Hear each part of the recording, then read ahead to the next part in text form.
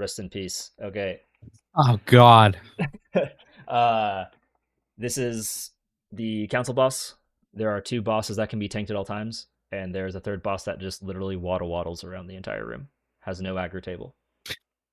Waddle waddle. But that's my boss. You stay away from him. Can we call that one thick or? First What mechanic a firefighter had him. First mechanic is this mage blink. It's this purple circle. It is drop off damage. You just take it out of the raid. IQ blinks to you, does raid wide damage. That's it. Next thing that's going to happen is these boxes are going to spawn. When you pick up these boxes, it puts a bleed on you. And it also does raid wide damage. He's going to spawn 3 sets at a time. I believe it's 3 sets. And then top left by the star marker, if you can't see my mouse, there's a blue fish on the ground. We need to pick that up, and then this 4th boss, Morzal, you use it based off of his energy. So we'll be using it at about 95 energy every single time. I'm not entirely sure if it's like you have to target the boss that you're using it on. I assume that's how it's going to work. It's going to be an extra action button, but I wasn't able to find a POV of someone who... Yeah, you target whatever boss you want to empower, so you can pick which one you want to empower, like which abilities, what order you want is. Yep, and I'm pretty sure it's going to be mushroom, fireball, or firebomb into the stomps into fire and ice circles, but we'll get there in just a little bit. I think mushroom was the only one that worked on PTR. On this VOD, it's going to work all 3. So, hell yeah. These turtle shells that are getting shot out of Nama, I know they're a little bit difficult to see melee. Let me make sure we're bricked up all the way. These turtle shells, they are only targeted at melee. So melee, shoot them off into Neverland. Don't point them so that they're shooting across the entire room, please. They don't return or anything. It's not like a boomerang situation. More boxes spawn. That's the 3rd set. And they just fed the boss the fish. So this part is going to be very, very important and is a good reason to get yourself sat if you don't understand this. There's going to be a bomb that gets put on a player that needs to take it far away. You do not take it directly opposite of the bosses. This is incredibly important for everyone to understand. We'll show that in just a second. This is what happens when melee bait wrong. Don't do that, please. In Mythic, there's going to be 1 mushroom, and when you watch it spawn here, it's going to spawn on a player. Spawns right here. You want to spawn it semi-close to the center of the room, but not exactly in the center of the room.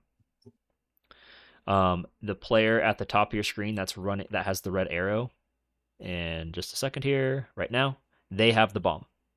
They need to do as he does, where he doesn't run it directly across, but on the same 50-yard line. Imagine the X marker through the mushroom is a 50-yard line drawn right now.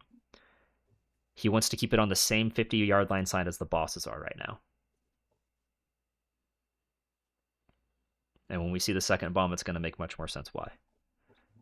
These boxes spawn. You need to use this mushroom to jump over the fire wave. It is not an extra action button. You just run into it. This is Windrunner Spire, last boss, all over again. The mushroom despawns after the first person touches it 4 seconds after.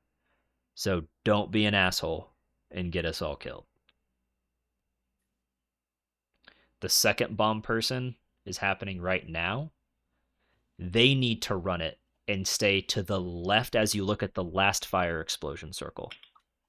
Simultaneously, we already baited and spawned the last mushroom.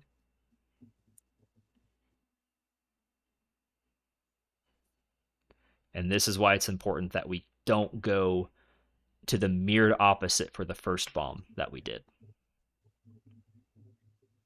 Because as the bosses keep walking around, we are going to go into the first fire patch. Now, they do get smaller and reduce in size, but my fear is because we have one of these bosses, Gebo, just waddling around, that we might accidentally put it so that he's in the fire and we have to go to 1 boss cleave for a little while. So I'm just trying to avoid that. It's also just going to be a wipe condition if we fuck that up. So that's why I want to put a lot of emphasis on it. I don't know what happens if So- you stand in these circles as these boxes land, by the way. Sorry, go ahead. The first one, it looked like they went all the way to the edge. I'm assuming that we just want to go as far and as close to the placements to kind of overlap them, right? Yep. I want you to be Rose from Titanic and let Xantia be your Jack and hold you over the guardrail. All right. Yes, sure. I did not agree to this. We didn't ask Um, permission. All right. Welcome so to skill issue, bitch. and as you can see, this fire circle still hasn't really gone away, and Gebo's about to walk into it. So if we would have put it directly opposite, which would have been the purple marker when we were at the top left hand corner up here, we would have been in fire shit this entire time. So that's why we have to do it this way. I know that seems really anal. It's important. Melee people, I don't know if this is true or not. I don't know what this blue arrow is standing for. I don't know if that's like the person who the shells are like targeted on or what the fuck's happening there. But I think that's Blue arrows, the fish.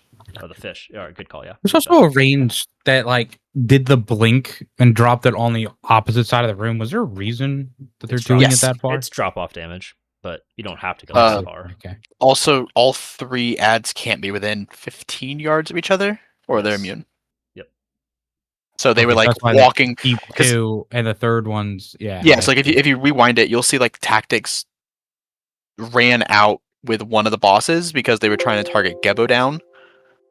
So that way they could have a 2-target cleave with Gebo and the other one while that one was far. And the important thing for you tanks to realize, while Iku is casting this blink, it is a channel. So he will stop moving. Yeah, and so like that's you why can see like Tactics has to do this. he's pulling Nama back so they don't go immune. And then Um, once the blink goes off, they stack him back up. you can use this blink to help the whatever tank is tanking Iku to put it in a position so you don't accidentally stack all 3 as well. In fact, that's what we should be doing. Mhm. Okay, so BDH is really good on this fight. shut the fuck up. We are gonna feed the boss, and we're gonna trigger Nama here. Also important, becomes a friendly mob when they get fed. AKA, we can't do damage to them for a little while. So that may affect how we do some tanking and boss cleave stuff. Damn, then he It gets looked like- mad. He gets It looked fucking like only half a mad. second, like it became immune.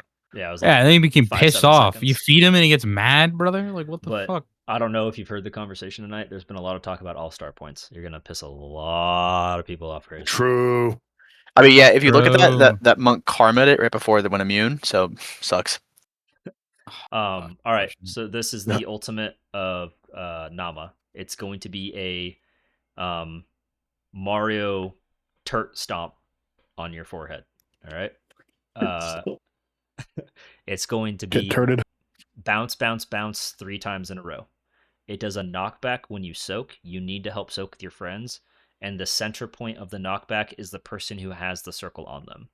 Okay, so they are lining them all up and positioning people within their soak directly behind the person who has the circle, so that when it gets bounced, they get bounced into the next soak automatically. Just like that.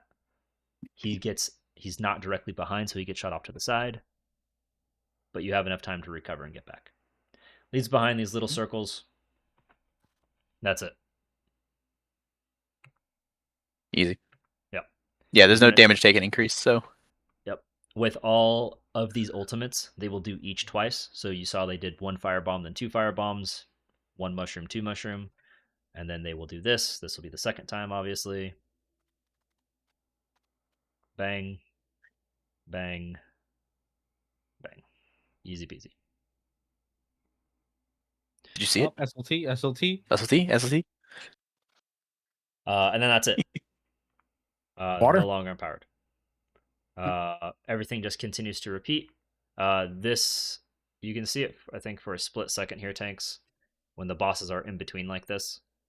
You see this little water shield kind of Yeah. around them. That's the damage reduction, that looks like. Oh yeah, I can see like the 8 coming off of them. Okay.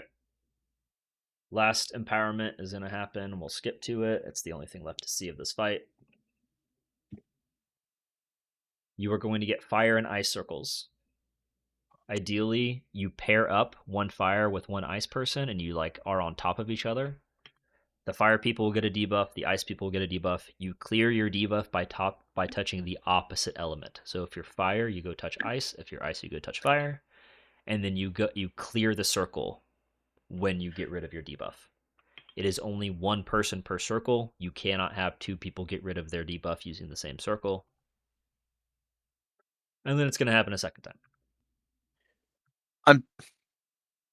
Do you have to touch the person, or do you have to run into the opposite pool? It's the pool. Okay, so ice person runs into a fire pool. Okay.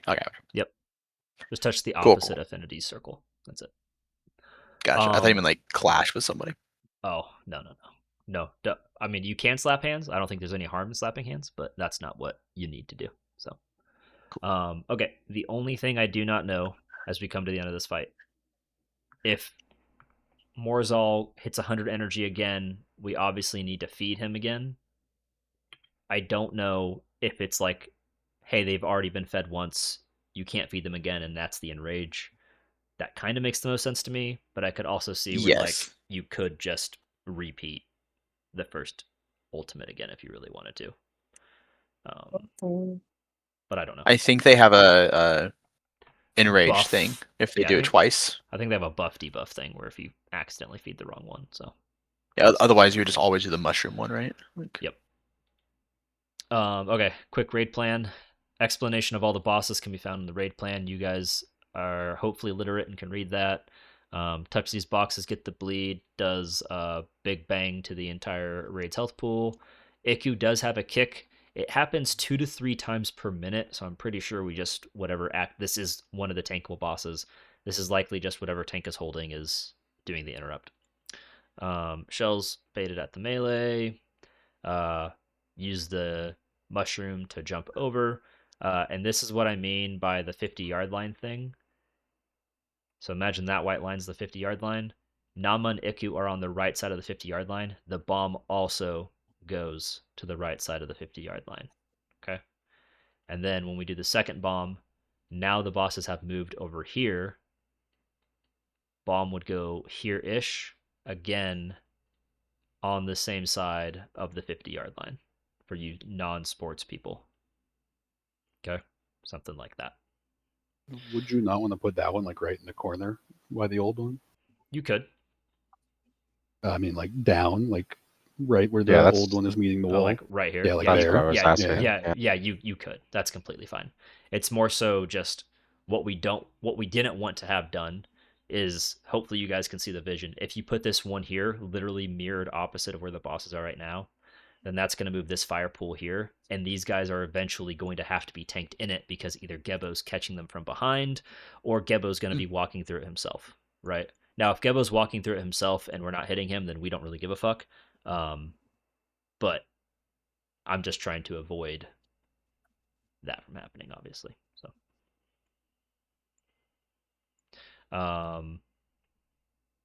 ice fire circles, and then the bouncy bounce. Any questions? do you have a log for this? Yes, I do. Thank you for reminding me. I just want to look. The bleed, is it like an actual bleed? Splinters, is that what that is? Yeah. The bleed from they were the saying that you could box. pop it off. Yeah. I think it is called splinters. So it says it's a bleed. So can it be removed with like cauterize or dwarf? Yeah, Yeah, you used yeah, to be yeah, able yeah. to do with pop and stuff. Yep. Cool. Physical. So, go ahead. That's it. I was saying if it could be removed by cauterize or dwarf. Oh, I thought Kermit. It looks like it goes on a lot of people, though. Like, I mean, Oh, you it does. do it yeah. for personal. But I mean, like, It's- I could it's- take 3 and dwarf it off. Well, so the mythic mechanic. So, like, real quick, let me swap to heroic real quick. Stomping on the crates causes the player to bleed. So this is a singular bleed for the player that does the box. On mythic, it's every time we pop a box, everyone gets a bleed. No. Yes, physical bleeding damage to all players and causes them to bleed for 25,000 damage. I think that is just a bad written text. It's a burst of damage to everyone, and then the person who runs into it gets a bleed. Yeah. If you go to Good. VOD, there are a lot of people with a bleed. Like Yeah, a bunch because on the they road. spawn six boxes. Gonna pop in. Like you can see their debuffs, right? Not everyone has a bleed. It's just the people that actually run into the box gets a bleed and a burst of damage. Yeah, that's fair. So You know what we can do real it's like, quick? yeah, I could take like I could pop somebody and they can run into 3 of them. Lost Explorers. I think it's just a poorly written combat ability. Yeah, it could be. But we can go to PTR.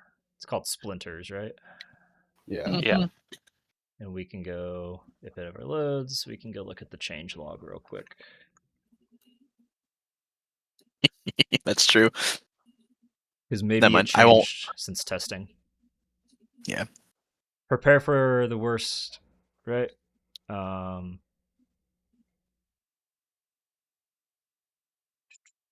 Change log. Yeah, I mean, I think it's just a big burst of damage every time you prop one, and then person who procced it gets a bleed. That's the easiest way to look at it. Yeah. So I think a paladin bop would be really strong. So the last thing that I think changed it's the wrong was version of the spell. significant increase in damage, like double damage, and the bleed Mhm. lasts 8 seconds instead of 30. Oh, thank God. That would have been a crazy coordination of. Yeah, that would have been rough. Okay, real quick. Splinters, like you can see based off of this, there was like no damage happening. This is all going to get ramped up. So, yeah. And then as far as damage done goes, Mage was looking good. You had the wrong version of the spell, by the way. I did.